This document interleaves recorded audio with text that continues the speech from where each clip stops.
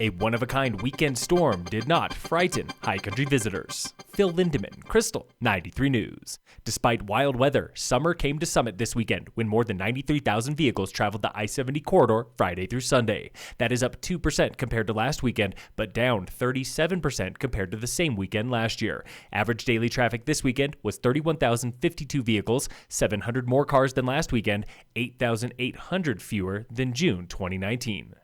So about that wild weather, what is a derecho and how rare is one in Colorado? The folks with Storm Shield app explain. Derecho is a widespread, fast-moving windstorm with winds of 58 miles an hour or stronger, leaving a wide swath of damage of at least 240 miles. Saturday's derecho, Spanish for straight ahead, stretched from Utah to North Dakota and hit Winter Park Resort with gusts up to 110 miles per hour. Local winds peaked at 90 miles per hour at Copper, and some meteorologists say this could be the first true derecho west of the Rockies.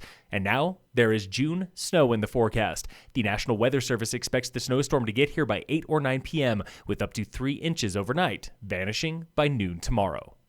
Two timely bills are moving through state legislature, one for mandatory youth vaccinations, another for statewide police reform. Senate Bill 2163 requires vaccines for all school-aged children in public school for a 95% vaccination rate.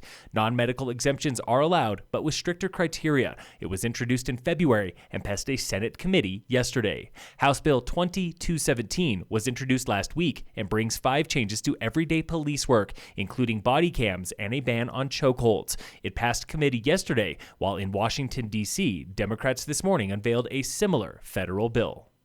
Aspen Town Council is paying 2/3 rent for 31 employees this summer, equal to $100,000, one slice of a multi-million-dollar relief package. The Aspen Times reports rent relief goes direct to residents in city-owned housing and covers 3 months, June through August. In Summit, local towns gave more than $1.1 million to the FERC for resident rent and food relief, and more than $2.6 million to local businesses through direct grants and small business loans. Money is still available here locally. Contact the FERC or your town for info.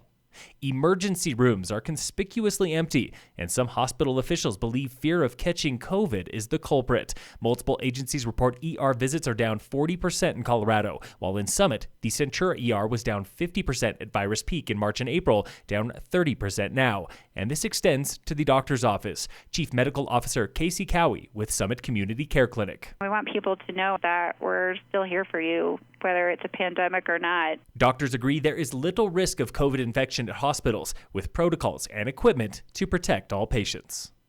The latest now on coronavirus and the Governor's Emergency Education Relief Fund, aka the GEAR Fund. Governor Polis. $44 million from the federal government is intended to provide broad flexibility for governors to address the disproportionate impact of COVID-19 on high-need students. Colorado got more than $1 billion total through the CARES Act and sent most of it to school districts through funding formulas. The remaining $44 million goes to the GEAR Fund. Importantly, we're going to give priority to schools or institutions that serve a high-needs population and those that are most impacted from a health perspective, economically and socially by COVID-19. Summit County confirms 254 cases of COVID-19 as of today, 8 more than Friday, and 47 new tests. Colorado claims 28,000 cases and 1,527 total fatalities, 1,274 directly from COVID.